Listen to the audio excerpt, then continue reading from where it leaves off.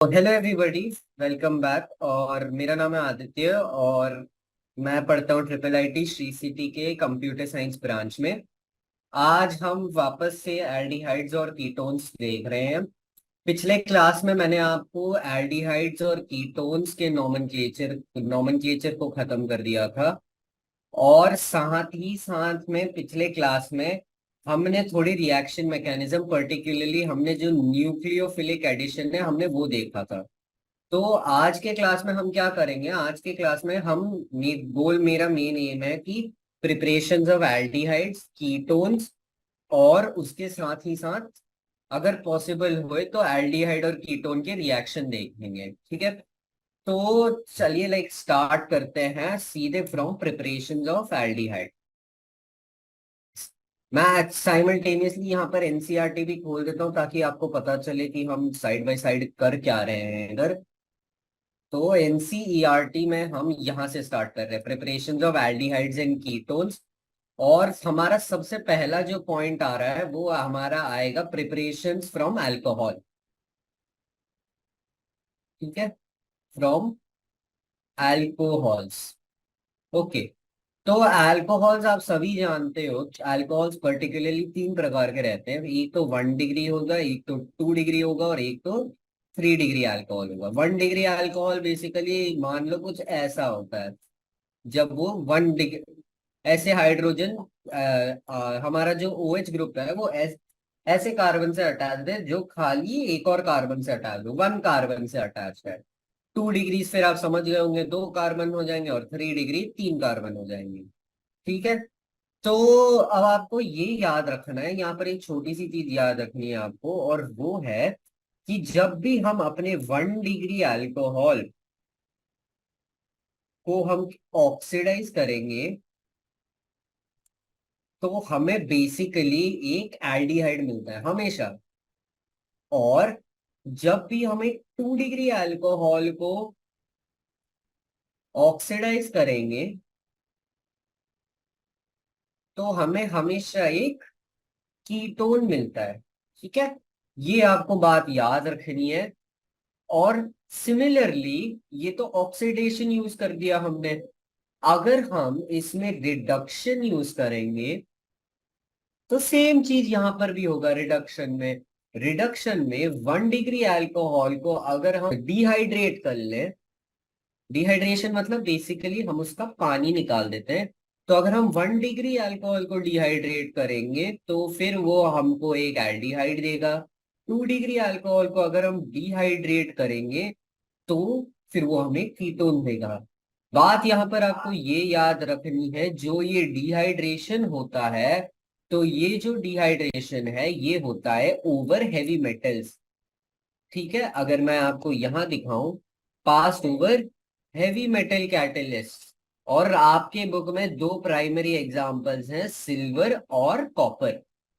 ठीक है, तो सिल्वर और कॉपर के ऊपर अगर यहाँ पर हम कॉपर रख देंगे या सिल्वर रख देंगे तो ये डिहाइड्रेशन होके ये वाली चीजें दे देगा हमको। ओके, नेक्स्ट हम देख लेते हैं फ्रॉम हाइड्रोकार्बन्स। हमारा दूसरा वे पॉसिबल क्या है एल्डिहाइड के प्रिपरेशन का?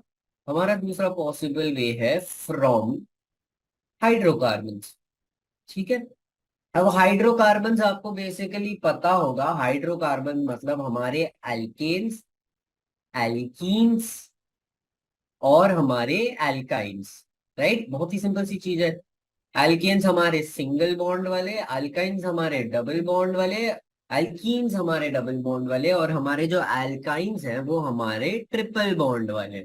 ठीक है, तो अगर हमको एल्कीन्स को कन्वर्ट करना है इनटू एल्डिहाइड्स तो हम बेसिकली एक चीज यूज करेंगे जो कि हम जानते हैं एज ओजोनोलिसिस। ओजोनोलिसिस, और पर्टिकुलरली इस केस में हम यूज करने वाले हैं रिडक्टिव ओजोनोलिसिस। कैसे पता हमें रिडक्टिव ओजोनोलिसिस है? क्योंकि जो हम यहाँ पर यूज करेंगे, यानी कि जिस हम यूज करेंगे जिंक डस्ट। ठीक है, जिंक डस्ट और पानी यानी कि वाटर। ये कॉम्बिनेशन जो है ये रिडक्टिव ओजोनोलिसिस का कॉम्बिनेशन है। तो हम हमेशा जो है रिडक्टिव ओजोनोलिसिस यूज करेंगे एल्कीन्स को अल्काइंस बनाने में। एनसीईआरटी में एल्कीन इसका मैकेनिज्म नहीं दिया है, तो मैं डिस्कस एज सच तो नहीं करूंगा। लेकिन मैं इतना बोलूंगा, अगर आपको करना है तो आप क्या करोगे, इधर इस एग्जैक्टली डबल बॉन्ड पे ब्रेक कर दो, इधर एक और डाल दो, इधर एक और डाल दो, और ये जेड एंड डस्ट और पानी में ये आपको ऐसे एक दो कार्बोनिल्स दे देंगे। ठीक है, ऐसे खाली डबल बॉन्ड के उसमें आप ब्रेक कर दो, तो ये फिर ब्रेक होके आपको ओ डालना है, ओ डालना है, और ये आपको दो क्या दे देंगे, ये आपके कार्बोनिल कंपाउंड्स हैं। सिंपल सी बात है। एक और तरीका है, अल्काइंस में भी आप रिडक्टिव ओजोनोलिसिस यूज कर सकते हो, लेकिन अल्काइंस के केस में हम जनरली यूज करते हैं मर्क्यूरी के साथ हाइड्रेशन। तो हम यहाँ पर एक्चुअली हम क्या यूज करते हैं, एक H2SO4 यूज करते हैं और एक HgSO4। तो बेसिकली यहां से हमें मिलता है हमारा Hg+, यहां से हमें मिलता है हमारा H+, और कोई भी अल्काइन मान लो, तो मैं ये वाला अल्काइन मान रहा हूं। ठीक है, इस पे अगर मैं H+/Hg+ का ये कॉम्बिनेशन डालूंगा, तो वाटर ऐड हो जाएगा, वाटर ऐड होगा इसके अक्रॉस। तो जब मैं वाटर ऐड कर दूंगा इस चीज पे, तो वो वाटर ऐड होने के बाद बन जाएगा, वाटर इसमें आएगा तो ये OH बन जाएगा, ये CH2 बन जाएगा, और ये H बन जाएगा। एक बार ये प्राप्त हो गया है आपको, तो ये वाला जो बना हुआ है ये अंडरगो करेगा आइसोमराइजेशन। आइसोमराइजेशन, आइसोमराइजेशन अंडरगो करके, तो आप जानते हो ये कौन सा फॉर्म है, ये इनॉल फॉर्म है। कीटो इनॉल ट्रांजिशन आपने पढ़ा होगा कि एक कीटो फॉर्म होता है, वो बाद में रेप्लेस होके इनॉल में बन जाता है। जीओसी में पढ़ा होगा आपने ये बात कि कीटो इनॉल में बन जाता है। और जनरली हम बोलते हैं कि जो कीटो फॉर्म है वो ज्यादा स्टेबल माना जाता है। ठीक है, तो ये अभी अपने इनॉल फॉर्म में है, तो ये जाके बाद में कीटो फॉर्म में बन जाएगा अपने, जो कि है ये। ठीक है, ये हमने पिछले क्लास में पढ़ा था, ये क्या होता है, ये होता है एसीटोन।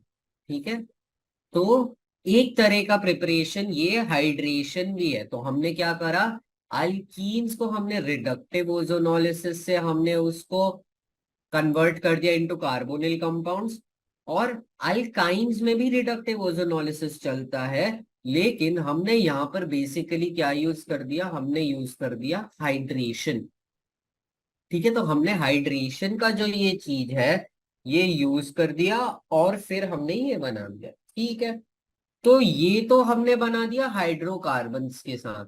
तो हमने दो चीजें देख ली, एक तो हम कैसे अल्कोहल्स के साथ बना सकते हैं, ठीक है, और एक हम कैसे हाइड्रोकार्बन्स के साथ बना सकते हैं। अगर हम क्विकली एनसीईआरटी में देख लें कि क्या बताया है इसके बारे में, तो सिंपल सी चीज यही बताई है कि प्राइमरी जो है secondary oxidation of primary alcohol gives aldehyde, and ketones gives is by the oxidation of secondary alcohols.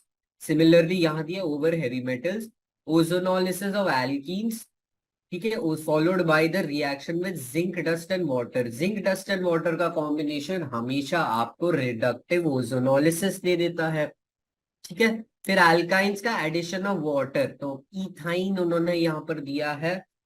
तो मैंने भी आपको एक एग्जांपल दिखा दिया था, बेसिकली पानी आ जाता है जो ट्रिपल बॉन्ड के अक्रॉस है, वो इनॉल फॉर्म में आता है, और एक बार वो इनॉल फॉर्म में आ गया तो फिर ये कीटो फॉर्म में कन्वर्ट हो जाएगा यूजिंग कीटो इनोल टॉटोमराइजेशन, जो आपने जीओसी में पढ़ाई होगा। ठीक है, अब हम आ जाते हैं while using other compounds. Other compounds यानी कि बेसिकली जो अदर कंपाउंड, जैसे कि मैं बोल रहा हूँ हमारा कोई हैलाइड हो गया, या हमारा नाइट्राइल हो गया, हम बेसिकली इन तीनों को, इन चीजों को यूज करके एक रिएक्शन क्रिएट करेंगे। जैसे कि पहला वाला है असाइल क्लोराइड, तो ये क्लोराइड आयन है, तो बेसिकली क्या होगा कि ये बेंजीन में हो जाएगा, ये बाद में एक बेंजाल्डिहाइड बना देगा।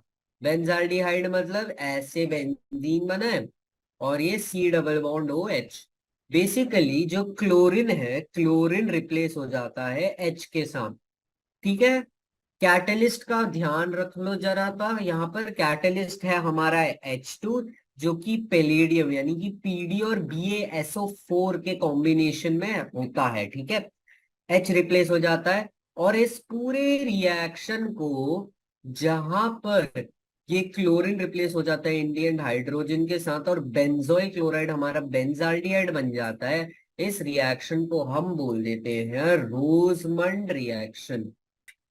रोजमंड रिएक्शन, तो रोजमंड रिएक्शन कैसे याद रखोगे? रोजमंड रिएक्शन कैटलिस्ट के थ्रू याद रख लो, और जैसे ही कैटलिस्ट देखोगे तुम्हें पता होना चाहिए कि हैलाइड पर्टिकुलरली रिप्लेस हो जाता है खाली हमारे हाइड्रोजन के साथ। ठीक है, सेम चीज अब हम देखेंगे फ्रॉम नाइट्राइल्स। तो नाइट्राइल्स बेसिकली कौन से पार्ट हो जाएंगे हमारे? नाइट्राइल CN हो जाएंगे। ठीक है, तो CN और SnCl2 प्लस HCl, तो RCN एक नाइट्राइल है। हमने SnCl2 और HCl के कॉम्बिनेशन में इनको रिएक्ट कराया, जो देते हैं RCH डबल बॉन्ड NH। ये क्या है? अमाइन प्लस ईन। ईन प्लस अमाइन क्या होता है? हमने आज क्लास में देखा था, पिछले क्लास में, ईन प्लस अमाइन हो जाता है इमाइन। ठीक है, अगर वो आपको कभी भी इमाइन के ऊपर क्वेश्चन पूछेंगे, ये एक जनरल स्ट्रक्चर होता है इमाइन का, ये बना दो। ठीक है, इमाइन को जब हम हाइड्रोलाइज करेंगे, तो इमाइन को जब हम हाइड्रोलाइज करते तो क्या होता है कि वो यहां से टूट के ओ, इधर H आ जाता है H2O, और ये अमोनिया देगा और साथ में तुम्हें RC डबल बॉन्ड OH आ जाता है, जो कि क्या है? एक एल्डिहाइड है। सिंपल सी बात है, एल्डिहाइड है।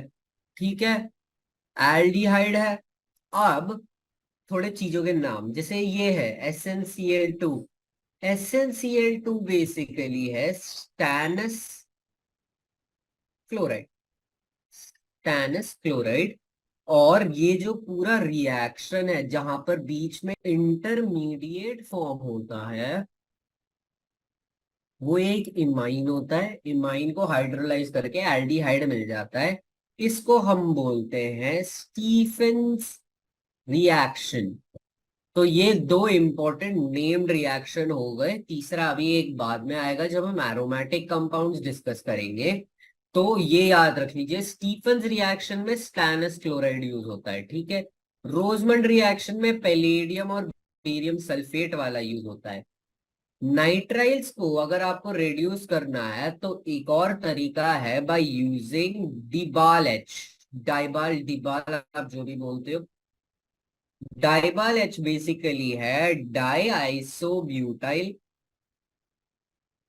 Aluminium hydride. तो यहां से डाई आ गया, यहां से बी आ गया ब्यूटाइल का, एल्यूमिनियम का Al, और यहां से H, तो ये डाइबाल एच हो गया। डाइबाल एच को कभी कभी वो सीधे ऐसे डाइबाल एच ही लिख देते हैं, कभी कभी वो ऐसे दिखा देते हैं। तो ये देखो, दो है तो डाई, ये आइसोब्यूटाइल है तो डाई आइसोब्यूटाइल दिख गया, एल्यूमिनियम हाइड्राइड। तो ये अगर, या तो वो ऐसे डाइबाल एच लिख के बताएंगे, ठीक है, जैसे यहाँ दिया है देखो, ऐसे लिख के बताएंगे, या फिर वो एल्यूमिनियम हाइड्राइड आइसोब्यूटाइल का ऐसे दिखाएंगे। बेसिकली ये एक बहुत अच्छा रेड्यूसिंग एजेंट है डिबाल एच, और ये अपने नाइट्राइल्स को जो है ये डायरेक्ट उन्हें एल्डिहाइड में रिड्यूस कर देता है। ठीक है, सिंपल सी बात है। यही जो प्रोसेस है ये देखो एस्टर्स के लिए भी काम करता है। एस्टर कैसे होता है? एस्टर होता है R' C double bond O R, बीच में ये आ जाता है O। ठीक है, डाइबाल एच में करोगे तो बेसिकली क्या होगा है कि ये जो पूरा पार्ट है आगे का, ये बेसिकली बन जाता है R' C double bond OH, aldehyde में बन जाता है। ओके, वेरी सिंपल सी चीज है। ओके, अब हम बात करते हैं अपने जो एरोमेटिक कंपाउंड्स हैं। एरोमेटिक कंपाउंड्स यानी कि बेंजीन या बेंजीन के डेरिवेटिव्स। तो हम सभी जानते हैं बेंजीन के हाई स्टेबिलिटी उसकी एरोमेटिसिटी बताती है। हाँ या ना? इसकी एरोमेटिसिटी बताती है। एरोमेटिक कंपाउंड्स हो जाते हैं ये। ठीक है। तो बेंजीन और उसके डेरिवेटिव्स एरोमेटिक कंपाउंड्स हैं। और यहां पर एज सच हम बात करने वाले हैं टाउलीन के बारे में। बेंजीन का एक डेरिवेटिव होता है टाउलीन, जो कि अगर हम उसके कॉमन नेम यूज करें तो आई मीन आई उस इजियर नेम यूज करें, ये टाउलिन तो उसका कॉमन नेम है, तो उसका नाम है मीथाइल बेंजीन। Methyl benzene. अब मैंने नाम लिख दिया तो आपको एक आइडिया आ गया होगा, इसका स्ट्रक्चर होगा benzene with a methyl group. ये रहा टाउलिन का स्ट्रक्चर। ठीक है, दिस इज टाउलिन।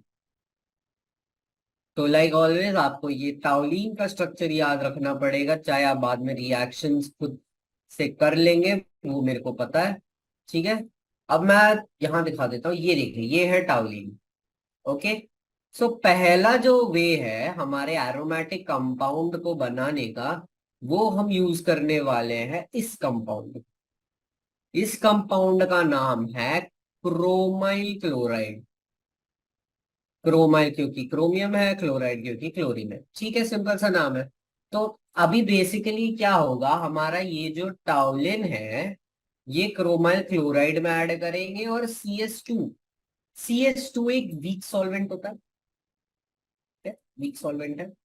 तो सॉल्वेंट की प्रेजेंस में बेसिकली इतना बोल सकते हैं, सॉल्वेंट की प्रेजेंस में टाउलिन ऑक्सीडाइज हो जाता है और सीधे बेंजाल्डिहाइड देता है। बीच में एक इंटरमीडिएट फॉर्म होता है जो कि होता है ये क्रोमियम कॉम्प्लेक्स। जो कि क्या होता है, एक क्रोमियम कॉम्प्लेक्स होता है। ठीक है। तो बेसिकली क्या है टाउलिन। ठीक है। टाउलिन पे हम ऐड करेंगे क्रोमाइल क्लोराइड। किसके प्रेजेंस में हम ऐड करते हैं, ये CS2 के प्रेजेंस में। ठीक है। तो ये मेरे को ये क्रोमियम कॉम्प्लेक्स देगा जो कि बेसिकली है बेंजीन CHOCRO HCl2 और ये दो। ये क्या है, ये एक क्रोमियम कॉम्प्लेक्स।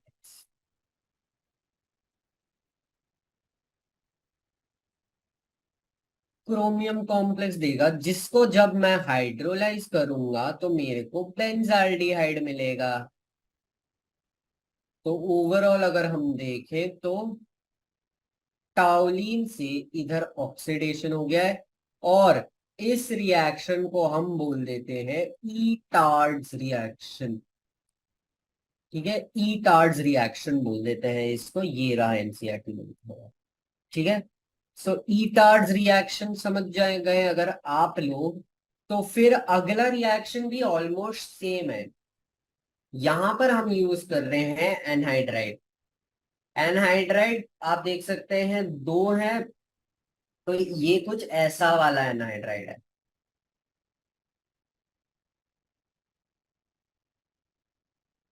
ये एनहाइड्राइड का नाम होता है एसिटिक एनहाइड्राइड, क्योंकि ये जो है ये हमारे एसिटिक एसिड से आता है ये एनहाइड्राइड। तो इसका नाम है एसिटिक एनहाइड्राइड। तो हम CrO3 यानी कि क्रोमियम ऑक्साइड और एसिटिक एनहाइड्राइड को टेम्परेचर देखो, टेम्परेचर लो है। तो लो टेम्परेचर में ये फिर से एक कॉम्प्लेक्स एसिटेट का कॉम्प्लेक्स देगा जिसका नाम ये रहा बेंजाइलिडीन डाइएसिटेट। ये है बेंजाइलिडीन डाइएसिटेट, जो कि हाइड्रोलिसिस पे बेंजाल्डिहाइड देगा। ठीक है। इस रिएक्शन का कोई नाम नहीं है अभी के लिए, बस आपको ये इंटरमीडिएट आ जाते हैं। जो बाकी ये है नॉर्मल आई को ये दिखता है कि यहां से यहाँ डायरेक्ट एक ऑक्सीडेशन हो गया है। ठीक है। अब आते हैं वन एक इंपॉर्टेंट रिएक्शन में। ठीक है, ये जो कि मैं यहाँ पर है देखो, गैटरमैन कॉच रिएक्शन। तो गैटरमैन कॉच रिएक्शन इतना इम्पोर्टेंट इसीलिए है क्योंकि गैटरमैन कॉच में हम टाउलिन नहीं, हम सीधा बेंजीन यूज करते हैं। ये रहा बेंजीन। तो बेंजीन को हम सीधे बेंजाल्डिहाइड बना देते हैं। ठीक है, बेंजाल्डिहाइड बना देते हैं। कैसे बनाते हैं? हम लेते हैं कोबाल्ट और HCl, ठीक है, एनहाइड्रस AlCl3 के साथ, या फिर AlCl की जगह आप CuCl भी यूज कर सकते हो। ठीक है, CuCl की। तो बेसिकली इस रिएक्शन को हम बोल देते हैं गैटरमैन कॉच रिएक्शन। गैटरमैन कॉच रिएक्शन का खासियत खाली यही है कि हम जो भी है सीधा बेंजीन से बनाते हैं, बेंजाल्डिहाइड को। ठीक है, इसीलिए गैटरमैन कॉच एक इम्पॉर्टेंट रिएक्शन है। All right. एक और चीज आप ये याद रखिए कि एनहाइड्रस AlCl3 जो है, ये वाला ग्रुप कैरी करने में रिस्पॉन्सिबल है। ठीक है। अब हमने बहुत सारे रिएक्शन ये देख लिए, नेम रिएक्शन हमने देखा, ईटार्ड्स रिएक्शन हमने देखा, स्टीफंस रिएक्शन नाइट्राइल्स के साथ हमने देखा, रोजमंड रिएक्शन, है ना, और हमने एक गैटरमैन कॉच भी देखा। तो आप ये सब याद कैसे करोगे कि किन चीजों के साथ क्या हुआ है? तो आप क्या कर सकते हो, आप एक रिएक्शन चार्ट बना सकते हो। Reaction chart in the sense, जैसे मेरे, मान लो मैं सारे रिएक्शन देख रहा हूं जो बेंजीन के साथ बने। बेंजीन का एक डेरिवेटिव टाउलिन के, अब मेरे को पता है कितने, 3 रिएक्शंस हैं।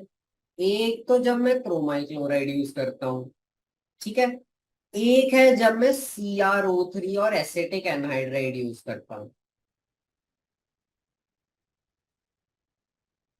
ठीक है, यहां पर हम क्या यूज कर रहे थे, क्रोमाइल क्लोराइड। ठीक है, एक तरीका है जब मैं ये कर दूं, साइड चेन हाइड्रोलिसिस, जो कि बेंजाल क्लोराइड का, ये है बेंजाल क्लोराइड, CHCl2 आ जाता है उधर, बेंजाल क्लोराइड का इंटरमीडिएट फॉर्म करता है। तो यहाँ पर चेन, साइड चेन क्लोरीनेशन लिख रहा हूं मैं।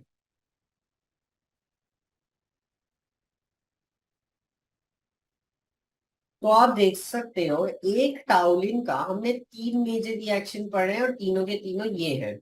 इसको हम बोल देते हैं एक रिएक्शन चार्ट।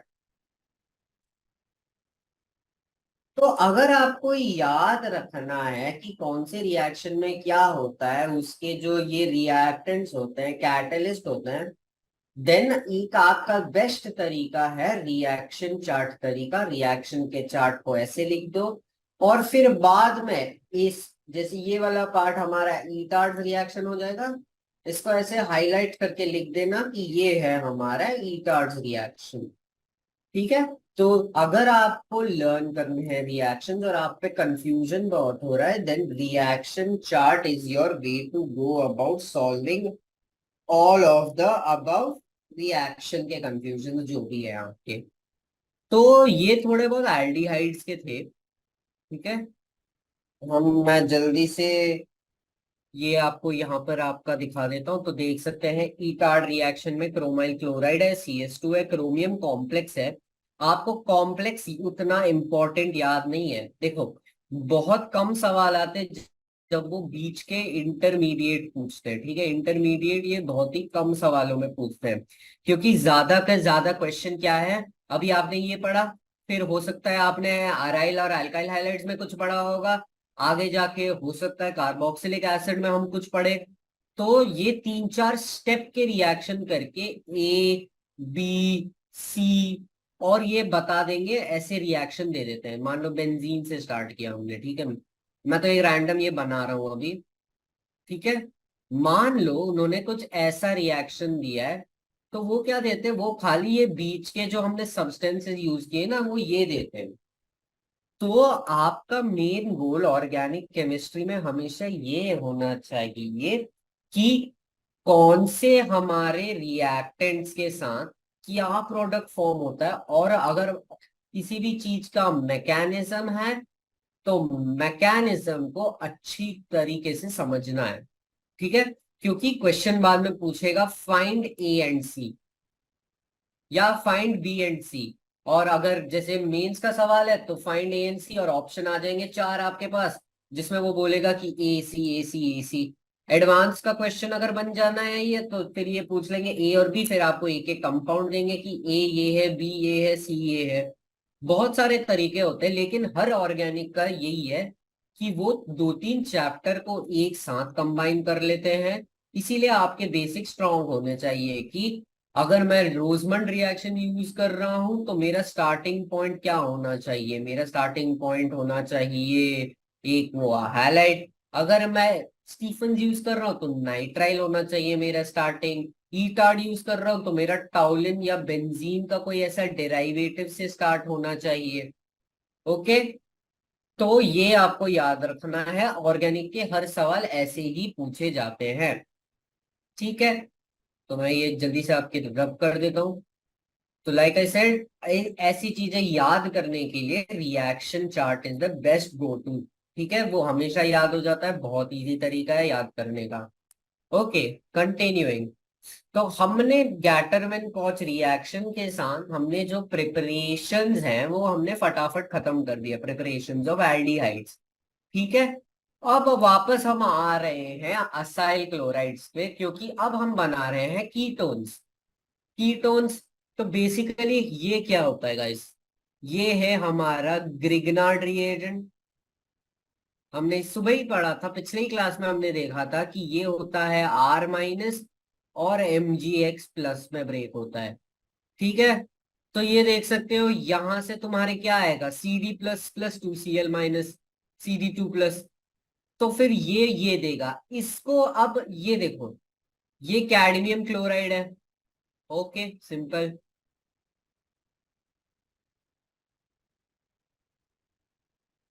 कैडमियम क्लोराइड है और ये है डाई अल्काइल कैडमियम। ये क्या है, ये है डाई अल्काइल कैडमियम। अब हमारे पास डाई अल्काइल कैडमियम है हमारे। अब डाई अल्काइल कैडमियम को हम रिएक्ट करवा रहे हैं असाइल क्लोराइड से।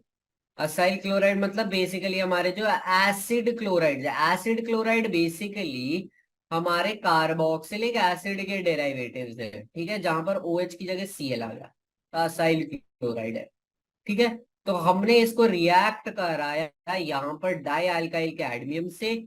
और जो हमारा R ग्रुप है ना, जो इनिशियली ग्रिग्नार्ड में था, वो ही यहाँ पर अब क्लोरीन को स्वैप कर देगा।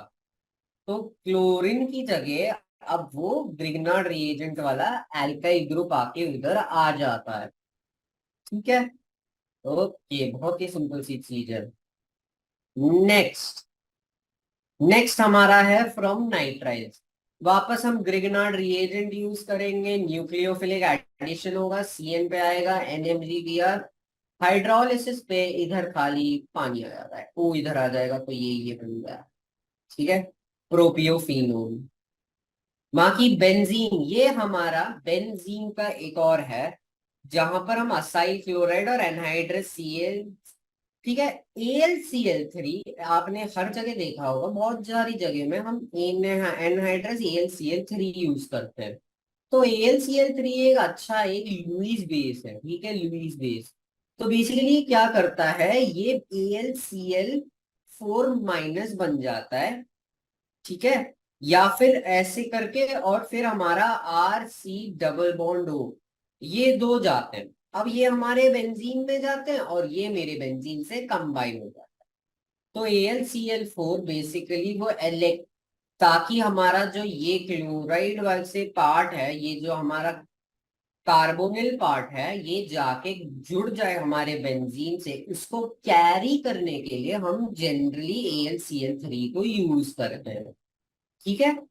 एक एक और चीज है, ये वाला पर्टिकुलर रिएक्शन जहां पर हम अनाइड्रस AlCl3 को यूज करके कोई भी असाइल क्लोराइड और बेंजीन से एक रिएक्शन करते हैं, जो कि बाद में एक कीटोन देता है। इसको हम बोलते हैं फ्रिडल क्राफ्ट असाइलेशन रिएक्शन।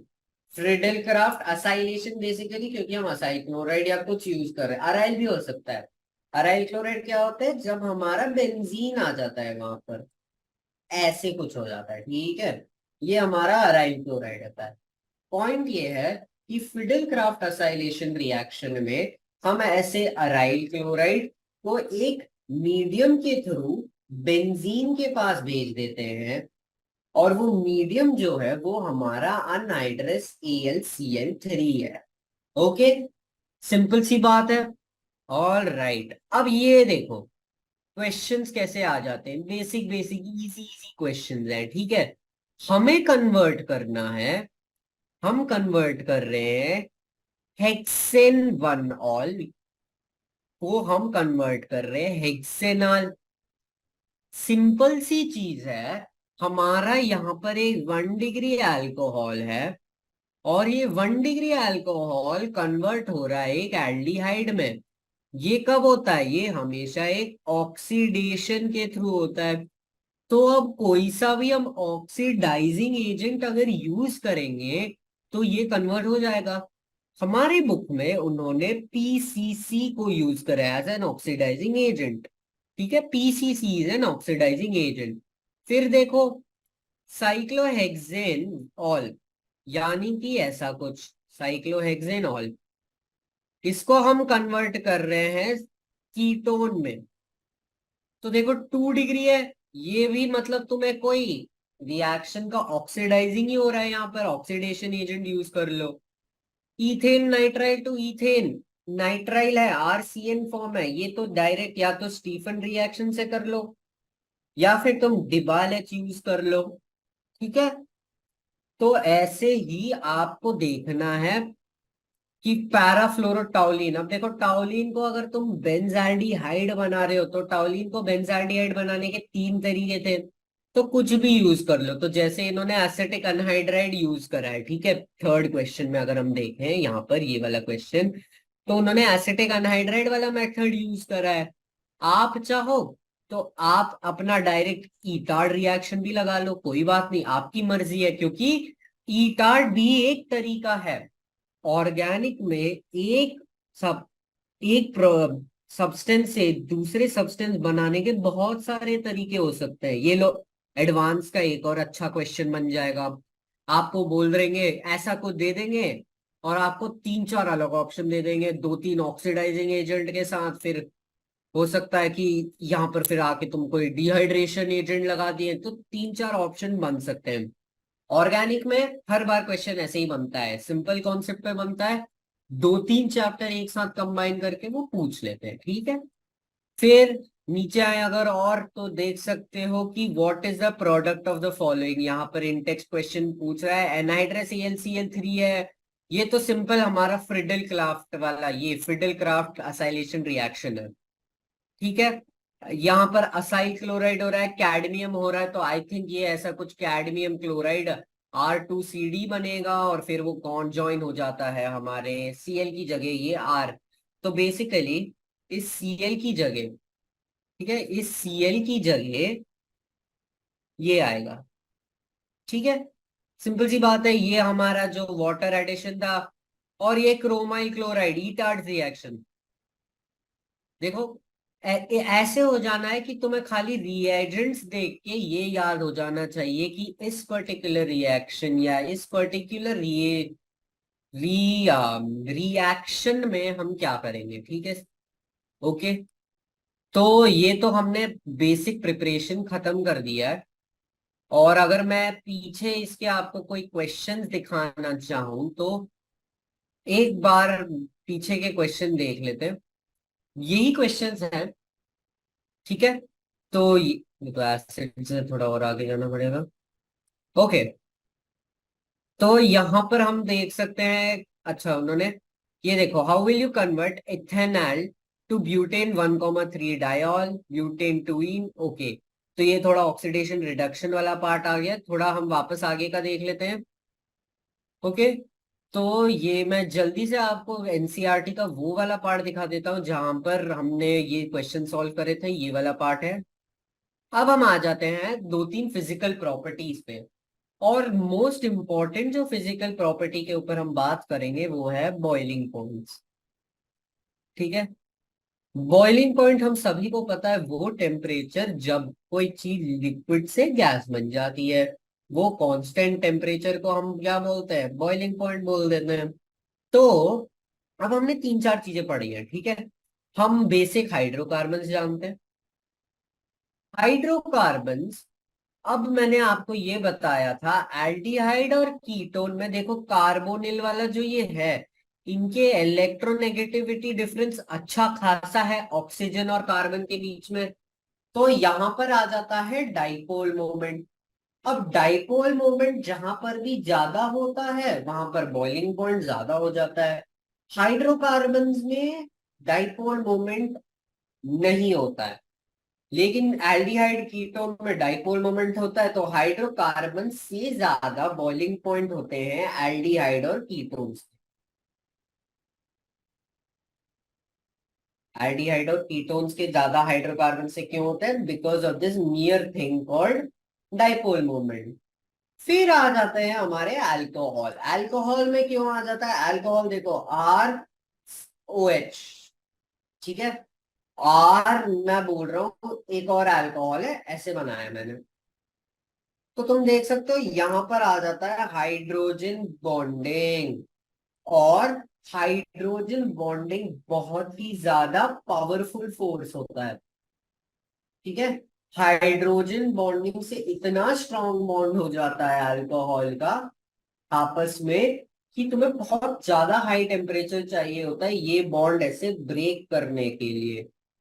तो ये बॉन्ड अगर आपको ब्रेक करना है, आपको एक हाई बॉइलिंग पॉइंट चाहिए होगा। और इसीलिए अल्कोहल का बॉइलिंग पॉइंट जो है एल्डिहाइड एंड कीटोन से ज्यादा है। और एल्डिहाइड एंड कीटोन्स का जो बॉइलिंग पॉइंट है वो हाइड्रोकार्बन से ज्यादा है, ठीक है। सिंपल सी बात है। तो मैं इधर इसका रीजन लिख लेता हूँ। तो इसका मेन रीजन तो यही है, हाइड्रोकार्बन्स का बॉइलिंग पॉइंट कम है because of a thing called dipole movement. और एल्डिहाइड और कीटोन्स का कम है अल्कोहल्स से, क्योंकि यहां पर हमारे पास आ जाता है हाइड्रोजन बॉन्डिंग। और हाइड्रोजन बॉन्डिंग एक तरह से यहां पर सबका बाप है, ठीक है। ओके गाइस, तो बॉइलिंग पॉइंट का सिंपल से बात कर लिया हमने। ये देखो यहां पर वो दिखा भी रहा है कि हाइड्रोजन बॉन्डिंग कैसे हो जाती है। तो कीटोन्स के केस में दिखा रहा है। और अगर आपको एनसीईआरटी में दिखाऊं, देखो weak molecular in aldehyde and ketones dipole dipole interaction ले आते हैं। Boiling points are lower than alcohol, क्योंकि इंटरमॉलिक्यूलर हाइड्रोजन बॉन्डिंग है अल्कोहल्स के केस में। सिंपल। ओके, अब हम आगे बढ़ते हैं। तो यहाँ देखो, arrange the following compounds in an increasing order of their boiling points. तो यहाँ पर तुम दो तीन चीजें चेक करोगे। पहले तो तुम क्या चेक करोगे? पहले तुम चेक करोगे उनके functional groups. Functional group check करोगे तो क्या चेक करोगे कि वो एल्डिहाइड है, कीटोन है, या फिर वो नॉर्मल हाइड्रोकार्बन है, या फिर वो OH है यानी कि अल्कोहल है। फिर उसी लॉजिक के हिसाब से तुम बाद में अरेंज कर दोगे, ठीक है। तो अगर मैं ये वाला क्वेश्चन दिखाऊं आपको, यहां पर देखो, ये पहला चीज क्या है? ये एक एल्डिहाइड है, ओके। ये क्या है? ये एक अल्कोहल है। तो ऑब्वियसली मैं अगर इसको नंबर दे दूं 1 2 3 4, ठीक है, तो मतलब मेरे को इतना पक्का है कि 2 is greater than 1। Okay. Hydrocarbons obviously aldehyde से कम होगा। लेकिन अब ये है ईथर। ईथर का क्या है? ऑक्सीजन है बीच में, तो थोड़ा डाइपोल आ जाता है, लेकिन डाइपोल एल्डिहाइड जितना है नहीं। तो ईथर आएगा और फिर फाइनली हमारा हाइड्रोकार्बन आएगा। तो इसका ऑर्डर होगा, पहले ये वाला हाइड्रोकार्बन, फिर ये वाला ईथर, फिर ये वाला एल्डिहाइड, फिर ये वाला अल्कोहल। तो ये हाइड्रोकार्बन का कम है, फिर ईथर है वो कम है, एल्डिहाइड है कम है, और ये फाइनल अल्कोहल से हो जाएगा। ओके गाइस, सिंपल सी बात है। ओके, अब हम आ जाते हैं इंपॉर्टेंट रिएक्शंस के ऊपर। रिएक्शन मैकेनिज्म मैंने आपको पिछली क्लास में बता दिया था, तो ये आपको याद रखना है। अब हम बात करते हैं important reaction, starting with reduction reactions. तो रिडक्शन रिएक्शन दो तरीके के हैं यहाँ पर। एक को हम बोलते हैं क्लेमेंसन रिडक्शन, क्लेमेंसन रिडक्शन, और दूसरे को हम बोल देते हैं Wolff Kishner reduction.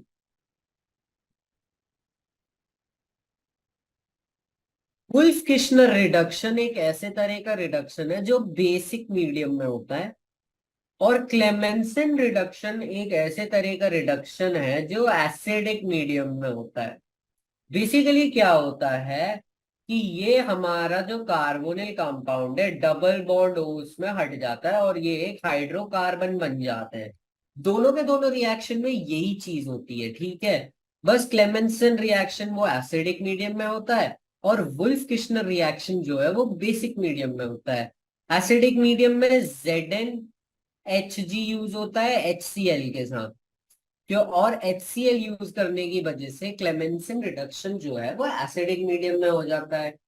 Wolff Kishner में हम यूज करते हैं हाइड्रोजीन। हाइड्रोजीन बेसिकली होता है NH2NH2। ओके, NH2NH2 यानी कि हाइड्रोजीन को जब आप यूज करोगे तो वो ये वाला जो है आपको इंटरमीडिएट बनाएगा। ये इंटरमीडिएट को इथाइलिन ग्लाइकॉल के सोल्यूशन में एक एल्कलाई के साथ जब रिएक्ट करोगे तो ये बेसिक मीडियम में रिड्यूस होगा। काम दोनों रिडक्शन में सेम होते हैं। हमारे जो कार्बोनिल कंपाउंड है वो कन्वर्ट होकर हमारा एक बेसिक हाइड्रोकार्बन बन जाते हैं, पर्टिकुलरली एल्केन बन जाते हैं। और ये वाला रिएक्शन या तो एसिडिक मीडियम में होता है या तो बेसिक मीडियम में होता है। एसिडिक मीडियम में उसे हम बोलते हैं क्लेमेंसन रिडक्शन, बेसिक मीडियम में हम उसे बोल देते हैं वुल्फ किश्नर रिडक्शन। ठीक है, सिंपल सी बात है। वुल्फ किश्नर रिडक्शन के बारे में बताया था आपको, और यहाँ पर आपको क्लेमेंसन रिडक्शन के बारे में बताया है।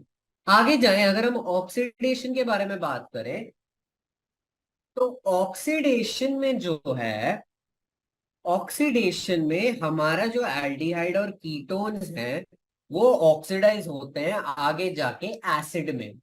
अगर आपको एक ऑक्सीडेशन चार्ट ऐसे जानना है तो ऑक्सीडेशन चार्ट बेसिकली ये है कि हमारे अल्कोहल्स होते हैं, अल्कोहल्स ऑक्सीडाइज जब करेंगे हम तो अल्कोहल बन जाते हैं एल्डिहाइड या कीटोन। तो मैं इन जनरल यहां पर लिख देता हूं कार्बोनिल कंपाउंड, ठीक है। कार्बोनिल कंपाउंड्स, कार्बोनिल कंपाउंड्स को जब तुम ऑक्सीडाइज करते हो तो ये एक एसिड बन जाते हैं, ठीक है। ये फॉर्मेट हर ऑक्सीडेशन में फॉलो होता है। अगर याद कर सकते हो कर लो, नहीं तो क्वेश्चंस कर करके आदत पड़ जाती है उतने की, ठीक है। ओके, तो ऑक्सीडेशन में बेसिकली यही होता है कि देखो, ये तुम्हारा एल्डिहाइड है, ऑक्सीडाइज हुआ एसिड बन गया है ये। सिमिलरली ये तुम्हारा कार्बोनिल कंपाउंड, ये कीटोन है, ऑक्सीडाइज हो गया, एसिड बन गया। एसिड बनाने के लिए सिंपल सी चीज है, कहां से ब्रेक करोगे, कहीं से भी ब्रेक कर लो, या तो यहां से ब्रेक कर लो, यहाँ एक OH लगा लो, यहाँ पर भी एक OH, COOH लगा लो। तो ये वाला पार्ट जो है COOH वाला पार्ट बन जाएगा, और ये बन जाएगा, ठीक है। ओके, अब हम आ जाते हैं थोड़े और इम्पोर्टेंट रिएक्शंस पे। बेसिकली ये क्या है, ये थोड़े बहुत टेस्ट है। कौन से टेस्ट है ये, ऐसे टेस्ट हैं जो खाली एल्डिहाइड वो करते हैं, आंसर करते हैं। तो ये जो टेस्ट, एक टेस्ट तो हमने देखा था हाइड्रोजन बाइसल्फाइड के साथ, ठीक है, न्यूक्लियोफिलिक एडिशन में स्टेरिक हिंड्रेंस की वजह से कीटोन नहीं करता है। अब ये टेस्ट में सबसे ज्यादा इंपॉर्टेंट और फेमस टेस्ट है टॉलेंस टेस्ट। टॉलेंस टेस्ट में बेसिकली क्या होता है, हमारा जो एल्डिहाइड हमारा एल्डिहाइड रिएक्ट करता है टॉलेंस रिएजेंट के साथ, टॉलेंस रिएजेंट के साथ, और ये ऑक्सीडाइज होके हमारे को एक एसिड का आयोन दे देता है। ये एसिड के आयोन, ये एसिड आयोन है, लिख देता हूँ मैं, ठीक है, एसिड आयोन। और साथ ही साथ सिल्वर देता है, वाटर देता है, और अमोनिया देता है। ये जो सिल्वर है ना, ये तुम्हारे जो टेस्ट ट्यूब के अराउंड ऐसे लग जाता है, वो तुम्हारे टेस्ट ट्यूब पे लगता है और तुम्हारा टेस्ट ट्यूब ऐसे सिल्वर कलर का एक मिरर टाइप बन जाता है। तो इसीलिए टॉलेंस टेस्ट को हम बहुत बार सिल्वर मिरर टेस्ट भी बोलते हैं। ठीक है, एग्जाम में ये टर्म भी यूज होता है जनरली, जो है सिल्वर मिरर टेस्ट।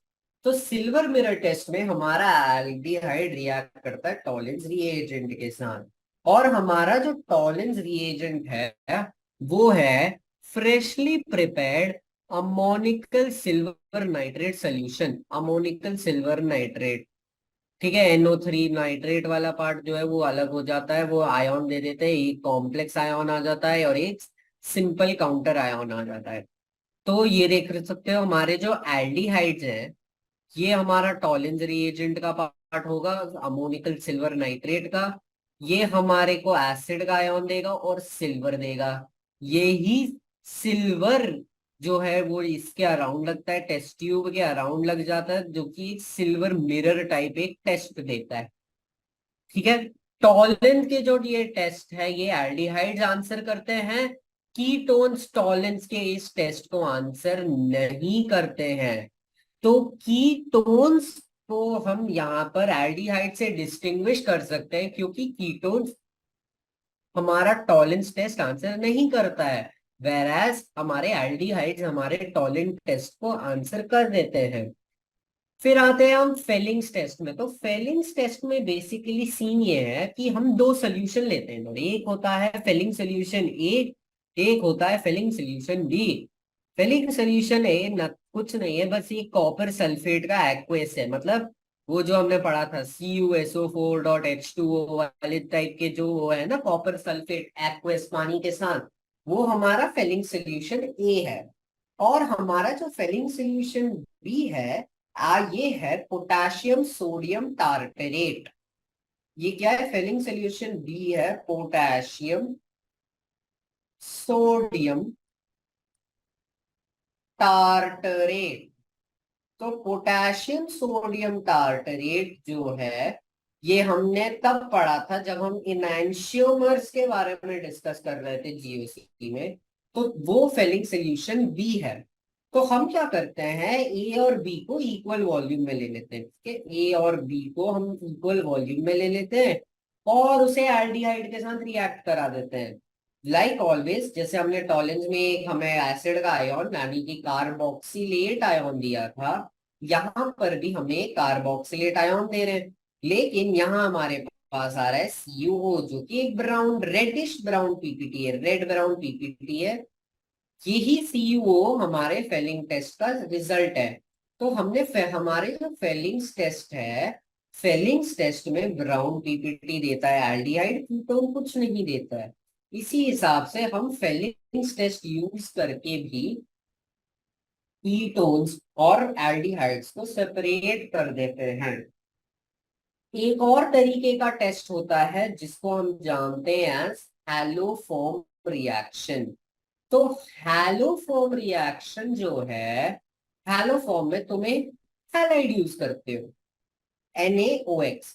यानी कि तुम क्या बोलते हो, तुम बोलते हो एक हाइपो हैलाइड टाइप है, और तुम इसे रिएक्ट कर देते हो एल्डिहाइड्स के साथ। और इस टेस्ट की खासियत ये है, इन टेस्ट को खाली एक तरह के कीटोन्स जो है आंसर कर सकते हैं, only one type of ketone इन्हें आंसर करता है, और वो है हमारे मीथाइल कीटोन्स। मीथाइल कीटोन्स क्या होगा पूछोगे आप? तो मीथाइल कीटोन्स ऐसा है, हम जानते हैं ऐसे दो R R' ये एक कीटोन है ना। जब दोनों में से एक ग्रुप मीथाइल है और एक ग्रुप कुछ और, जो उनकी मर्जी, लेकिन कंपलसरी एक ग्रुप मीथाइल है, तो ये मीथाइल कीटोन्स कर देते हैं। ठीक है, तो यहाँ पर एक अच्छा क्वेश्चन बन सकता है, क्या है, आपको ये 5-6 कीटोन्स बना के दे देंगे, न्यूमेरिकल टाइप का क्वेश्चन बन सकता है। और फिर पूछेंगे how many substances answer the following answer haloform reaction. तो आपको सारे एल्डिहाइड्स देखने होंगे और आपको सारे मीथाइल कीटोन्स देखने होंगे। ठीक है, और बाकी के वो क्यों नहीं करते, मिथाइल कीटोन ही क्यों करते हैं और बाकी के कीटोन नहीं कर, बाकी के कीटोन उसको बेसिकली स्टेरिक हिंड्रेंस की वजह से नहीं कर पाते हैं। स्टेरिक हिंड्रेंस की वजह से बाकी के कीटोन्स नहीं कर पाते हैं कि क्या करना पड़ेगा यहाँ पर, तो वो रिएक्शन को आंसर नहीं कर पाते। इसी कारण हैलोफॉर्म में एक तरीका होता है कीटोन्स में डिस्टिंग्विशिंग करना कि ये मीथाइल कीटोन है कि नहीं है। तो टॉलेंस और फेहलिंग्स, ये दोनों टेस्ट जो है ये खाली हमारे एल्डिहाइड आंसर करते, कीटोन नहीं करते हैं। लेकिन फिर जो हमारा हैलोफॉर्म रिएक्शन है ये हमारे मिथाइल कीटोन्स जो है आंसर करते हैं। तो मेन हैलोफॉर्म रिएक्शन में क्या होता है कि ये हमारा मिथाइल कीटोन है और ये हमारा NaOH है। एक्स कोई भी हैलाइड हो सकता है, देखिए क्लोरीन, ब्रोमीन या आयोडीन। तो क्या होता है, ये जो मिथाइल है ना, ये मिथाइल रिप्लेस हो जाता है NaO के साथ इससे, और यहाँ एक्स बचा है, एक्स यहाँ आ जाता है तो ये CH हो जाता है। इसका ये एग्जांपल देख सकते हो, तो ये पार्ट जो है ये आर है, ठीक है। बेसिकली एंड में क्या होता है, इस आर के साथ सी डबल बॉन्ड हो Na लगाना है, तो मैं तो सी डबल बॉन्ड हो Na लगा दिया हमने इसके साथ, ठीक है। एज सच कोई भी डबल बॉन्ड को ये वाला पर्टिकुलर रिएक्शन इफेक्ट नहीं करता है, ठीक है। तो कोई भी ऐसे वो इफेक्ट करता नहीं है, इसीलिए डबल बॉन्ड वैसे का वैसा ही रहता है। सिंपल सी बात है। ओके, अब आगे बढ़ते हैं। तो ये एक और टेस्ट हमने सुबह देखा था, 2,4-डाई नाइट्रोफिनाइल टेस्ट, जहां पर ये एक हाइड्रोजन होता है और मैंने आपको बोला था कि ये न्यूक्लियोफिलिक अटैक बन जाएगा। तो इसके बारे में आप प्लीज एग्जाम्पल 8.4 में पढ़ना, क्योंकि ये बहुत ज्यादा एक इम्पॉर्टेंट वो है रिएक्शन। तो टेस्ट में आपको दो तीन टेस्ट याद रखने हैं, बेसिकली आपका टॉलेंस टेस्ट, पेलिंग्स टेस्ट, हैलोफॉर्म याद रख सकते हैं आप, और 2,4-DNP, जो चार टेस्ट हैं अभी ये इंपॉर्टेंट है एल्डिहाइड्स और कीटोन्स में। अब हम बात कर लेते हैं अल्फा हाइड्रोजन के बारे में, क्योंकि ये वाले अगर हम रिएक्शंस खत्म कर लेंगे तो एक तरह से हमारा एल्डिहाइड और कीटोन्स वाला पार्ट खत्म हो जाएगा आज, ठीक है। तो एल्डिहाइड और कीटोन्स में हमने एक चीज पढ़ा है और उसको हम बोलते हैं अल्फा कार्बन। अल्फा कार्बन आपको याद है, जैसे मैं एक रैंडम सा चेन बना रहा हूं यहाँ पर, ये बहुत ही अजीब सा एक कंपाउंड बना दिया मैंने, ठीक है, ये रहा। तो हम ये जानते हैं कि ये एक अल्फा कार्बन होगा, पहला कार्बन जो हमारे फंक्शनल ग्रुप को अटैच होता है, दूसरा कार्बन बीटा कार्बन होता है। अब ये देखो, ये directly C double bond O के साथ है। सी डबल बॉन्ड ओ में डाइपोल मोमेंट है, इलेक्ट्रोनेगेटिविटी डिफरेंस बन जाएगा, तो यहां पर एक विथ ड्रॉइंग इफेक्ट है या फिर इंडक्टिव इफेक्ट है।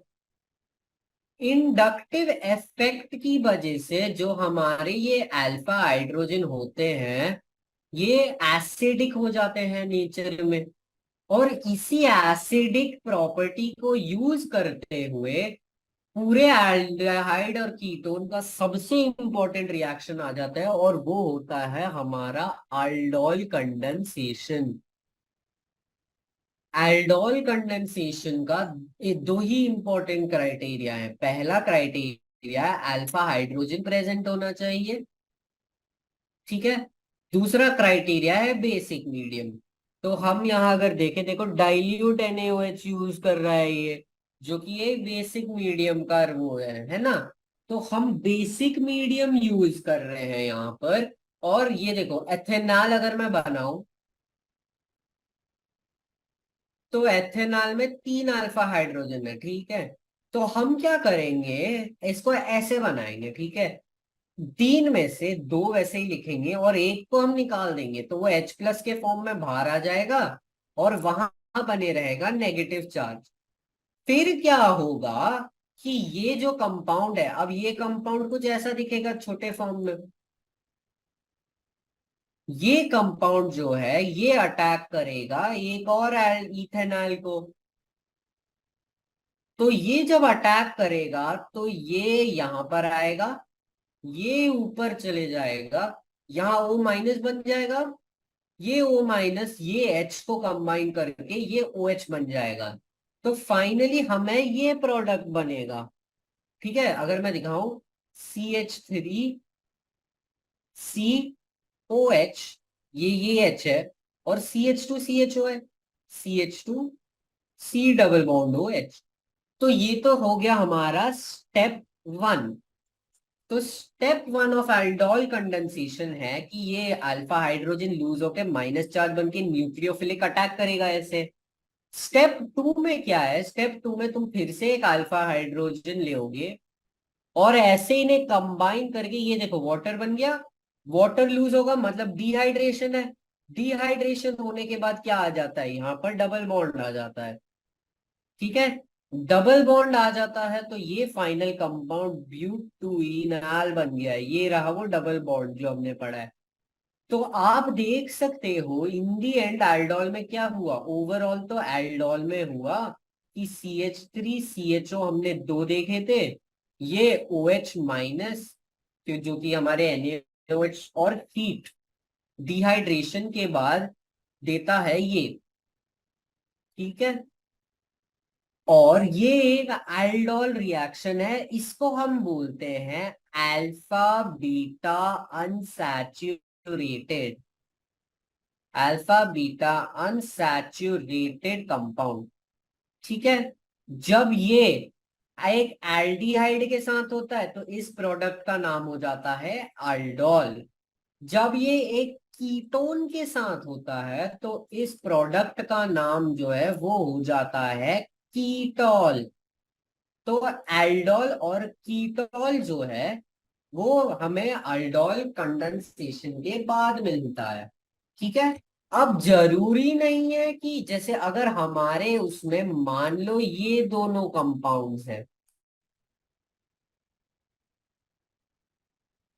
तो यहां पर क्रॉस प्रोडक्ट भी हो सकता है। यानी कि जो अटैकिंग देखा था ना हमने स्टेप वन में, तो वो अटैकिंग यहाँ पर केसेस क्या हो गए, ये वाला कंपाउंड खुद को अटैक कर रहा है एक प्रोडक्ट, ये वाला कंपाउंड इसको अटैक कर रहा है दूसरा प्रोडक्ट, फिर ये वाला कंपाउंड इसको अटैक कर रहा है तीसरा प्रोडक्ट, और ये वाला जो कंपाउंड है ये इसको अटैक कर रहा है चौथा प्रोडक्ट है।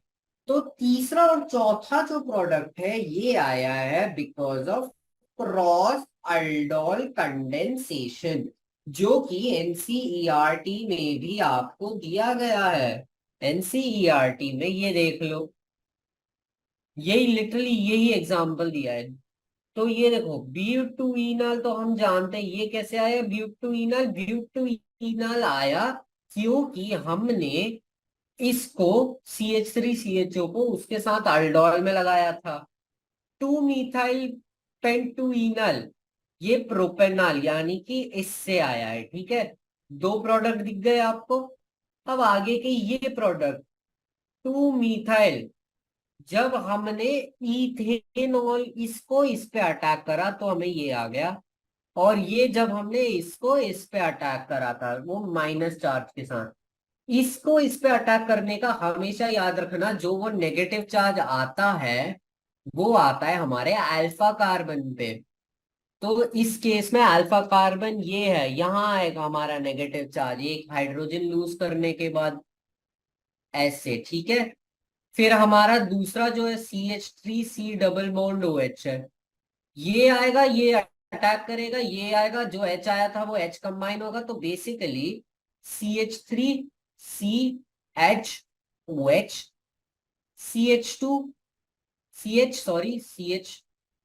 CH2CHO और CH3 बनाता है ना। अब हमने देखा था ये हाइड्रोजन हम ऐसे लिखेंगे, ये पानी के फॉर्म में -H2O, कंडेंसेशन मतलब वाटर निकालना है तुम्हें, और यहां पर अब ये बन जाएगा, तो CH3CH2, ये CH2 बन जाएगा डबल बॉन्ड, और फिर यहाँ C है, यहाँ CH3 है, यहाँ CHO है, खत्म, प्रोडक्ट बन गया ये वाला प्रोडक्ट, सॉरी ये वाला प्रोडक्ट। ठीक है, ओके, तो हमारे ये एल्डोल कंडेंसेशन बहुत ज्यादा इंपॉर्टेंट है। और अब आप पूछोगे कि अगर यार अल्फा H नहीं है तो क्या होगा, तो उस केस में हम कर देंगे कैनिजारो कंडेंसेशन। कैनिजारो कंडेंसेशन में अल्फा हाइड्रोजन की कोई जरूरत नहीं है।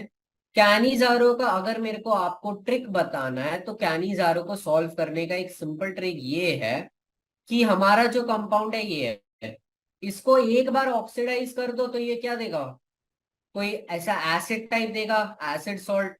और इसको एक बार रिड्यूस कर दो तो ये 1 डिग्री अल्कोहल देगा। ये हमारे कैनिजारो के दोनों प्रोडक्ट हैं। तो कैनिजारो के दो प्रोडक्ट प्राप्त करने के लिए जो हमारा ये हमें कार्बोनिल कंपाउंड दिया है बिना अल्फा हाइड्रोजन के साथ, एक बार उसे रिड्यूस कर दो तो ये आएगा, एक बार उसे ऑक्सीडाइज करो तो ये आएगा। बस खत्म कैनिजारो रिएक्शन। ठीक है। तो अगर मैं अब पीछे के दो तीन सवाल देख लेते हैं एल्डिहाइड कीटोन, क्योंकि majority of the aldehyde ketones का जो पार्ट है खत्म हो गया। अब देखिए कार्बोक्सिलिक एसिड ही बचा है सीधे। ठीक है। तो ये देखो NH2OH है, ये है। और increasing reactivity nucleophilic addition, nucleophilic addition का सबसे इंपॉर्टेंट चीज आपको ये याद रखना है स्टेरिक हिंड्रेंस। एक बार स्टेरिक हिंड्रेंस आप कर दोगे खत्म बात रिएक्टिविटी। और स्टेबिलिटी भी देख लेना। तो स्टेबिलिटी के लिए हमने देखा था -I इफेक्ट होता है, +I इफेक्ट होता है, +R +R, ये सारे इफेक्ट भी कंसिडरेशन में होने चाहिए। ये देखो ये अमाइन है, ये न्यूक्लियोफिलिक एडिशन होगा, वेरी वेरी सिमिलर टू तुम्हारा 2,4 डीएनपी टेस्ट, 2,4 डीएनपी टेस्ट। ये भी एक अमाइड है, अमाइन का डेरिवेटिव है, अमोनिया का डेरिवेटिव है, कार्बोनिल कंपाउंड है, न्यूक्लियोफिलिक एडिशन है। सेम चीज ये भी एक न्यूक्लियोफिलिक एडिशन का एग्जांपल है, क्योंकि यहाँ पर अमाइन है, अमाइन जाके यहाँ पर ऐसे लगेगा इस पे, और ये फिर आपको एक न्यूक्लियोफिलिक एडिशन प्रोडक्ट देगा। ठीक है। हमेशा याद रखना वो एडिशन जो है वो प्लेन के ऊपर होता है। तो अब अगर पीछे के दो तीन सवाल देख लेते। ठीक है। पीछे के सवाल अब आप ये देखिए, अब आप बोल सकते हो हमने देखा साइक्लोहेक्सीन कार्बैल्डिहाइड, साइक्लोहेक्सीन ये है, हेक्सेन सॉरी, कार्बैल्डिहाइड मतलब ये। ठीक है। सिंपल सी चीज है, हम बोल रहे हैं हमने इसे रिएक्ट कर दिया फिनाइल के साथ, तो ये तो डायरेक्ट हमारा ग्रिग्नार्ड रिएजेंट एडिशन हो जाएगा। टॉलिंस रिएजेंट के साथ, टॉलिंस रिएजेंट तो खाली एक टेस्ट है ना, बस। एथेनॉल यानी कि हम एक अल्कोहल डाल रहे हैं और एसिड डाल रहे हैं, एसिडिक मीडियम भी है, OH टाइप भी है, तो वुल्फ किश्नर रिएक्शन भी हो सकता है। या फिर हमने जब पढ़ा था कि ROH को जब हम ऐड करते हैं, प्रिपरेशन में पढ़ा था हमने, वो रिएक्शन होगा ये, है ना। ये टेक्स्ट बुक रिएक्शन है गाइस। फोर्थ तो टेक्स्ट बुक रिएक्शन है। Zinc अमालगम dilute hydrogen, acidic medium है, जिंक अमालगम मतलब ZnHg यूज हो रहा है। तो this is an example of Clemmensen reduction. तो अब आप 8.6 कर सकते हैं।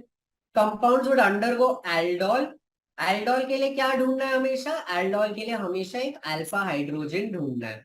तो एल्डोल देना है, कैनिजारो, एल्डोल में अल्फा हाइड्रोजन निकालो, नेगेटिव चार्ज डालो, खत्म बात।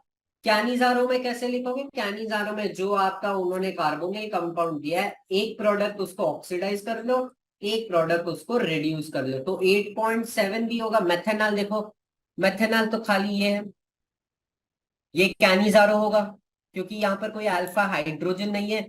अल्फा हाइड्रोजन अल्फा कार्बन से कनेक्टेड होता है। ठीक है। जो हाइड्रोजन डायरेक्टली फंक्शनल ग्रुप को कनेक्ट है वो अल्फा हाइड्रोजन नहीं होता है। अल्फा हाइड्रोजन वो हाइड्रोजन है जो अल्फा कार्बन को कनेक्टेड होता है। ठीक है। तो अल्फा कार्बन का हाइड्रोजन ढूंढो ताकि तुम्हें वो मिल जाए। नाउ एथेनॉल देखो, एथेनॉल एथेनॉल अगर ये करोगे तो ये क्या देगा, एल्डोल कंडेंसेशन, एल्डोल कंडेंसेशन जब करोगे एथेनॉल का तब तुम्हें ब्यूटेन मिलेगा। ऑलवेज याद रखो, अगर तुम्हें नंबर ऑफ कार्बन बढ़ाने हैं कंडेंसेशन में, कंडेंसेशन में एल्डोल या कैनिजारो है, तो ब्यूटेनॉल 4 वो होता है, प्रोपेनॉल 3 होता है, ये यहाँ का अल्फा हाइड्रोजन है, ये यहाँ का अल्फा हाइड्रोजन है, नेगेटिव चार्ज आएगा, वापस स्टोरी यही रिपीट, तो 8.9 भी हो गया है। डीएनपी टेस्ट दे रहा है, ओके, टॉलेंस रिएजेंट हो रहा है, कैनिजार हो है। तो अब तुम्हें बेसिकली ये देखो, ऐसे क्वेश्चंस आ जाते हैं कभी कभी, ठीक है। एक ऑर्गेनिक कंपाउंड है, किसी फॉर्मूले के साथ है, डीएनपी टेस्ट दे रहा है, टॉलेंस टॉलेंस टेस्ट है, मतलब टॉलेंस रिएजेंट रेड्यूस हो रहा है, मतलब कि ये एल्डिहाइड है। एल्डिहाइड है, बात खत्म। ठीक है। एक अब हम आगे जब कार्बोक्सिलिक एसिड पढ़ेंगे तो तब हम देख लेंगे कि ये वाले पार्ट से पूरा क्वेश्चन एक्चुअली सॉल्व हो जाएगा। स्ट्रेट फॉरवर्ड पार्ट है। सेम चीज 8.11 8.10। ठीक है। अब 8.13 देखो जरा। प्रोपेनॉल और प्रोपेनोन को डिस्टिंग करना है, एक एल्डिहाइड एक कीटोन है, टॉलेंस टेस्ट लगाओ, फेलिंग्स टेस्ट लगाओ, खत्म बात। एसिटोफिनोन है, बेंजोफिनोन है। एसिटोफिनोन का स्ट्रक्चर याद है क्या आप लोगों को? Benzene, C double bond O CH3, ये एसिटोफिनोन है। बेंजोफिनोन का स्ट्रक्चर कुछ ऐसा है, ये भी बेंजीन होता है। तो ये क्लियरली देख सकते हो, ये मीथाइल कीटोन है। मीथाइल कीटोन हैलो फॉर्म में। हैलो फॉर्म में जनरली यहाँ पर हम आयोडोफॉर्म, आयोडोफॉर्म मतलब आयोडीन के साथ, लेकिन ये हैलो फॉर्म से हो जाएगा। खत्म बात। फिनॉल और बेंजोइक एसिड में हम आगे पढ़ेंगे, बेंजोइक एसिड जब हम एसिड्स का देखेंगे। Pent two one one, pent three one one, ये भी स्ट्रक्चर वाइज बन जाएगा, एक मीथाइल कीटोन है। तो अब क्या कर सकते हो, अब आप इन 8.6 से 8.13 का सॉल्वेबल है, सिंपली सॉल्वेबल है मोस्ट ऑफ इट। ठीक है। जैसे 11 8.10 और 8.11 अगर हमें एसिड पढ़ लिया है तो हम बहुत इजीली खत्म कर देंगे। ये वाला तो बिना एसिड के भी हो जाएगा, लेकिन एसिड पढ़ने से क्या होगा, थोड़ा बहुत इजी होगा। तो हम क्या करेंगे, हम अगले क्लास से एसिड स्टार्ट करेंगे। और मैं चाहता हूं अगले क्लास तक आप लोग दो तीन चीजें पूरा वो देख लें। एक है एल्डोल, एक है कैनिजारो, और एक है न्यूक्लियोफिलिक एडिशंस। मैं चाहता हूं इन तीन को आप अच्छे से पढ़ के आए, ताकि फिर एसिड समझने में बहुत ज्यादा इजी हो जाएगा। ठीक है। तो इसी के साथ साथ हमने आज एल्डिहाइड और कीटोन वाले मेजोरिटी ऑफ द पार्ट खत्म कर दिए। एल्डिहाइड कीटोन में दो चीजें इंपॉर्टेंट है, एक है टेस्ट और दूसरा है कंडेंसेशन। एल्डोल और कैनिजारो दोनों याद रखना, अल्फा हाइड्रोजन जब है एल्डोल है, अल्फा हाइड्रोजन नहीं है तो कैनिजारो है। ठीक है गाइस। ओके।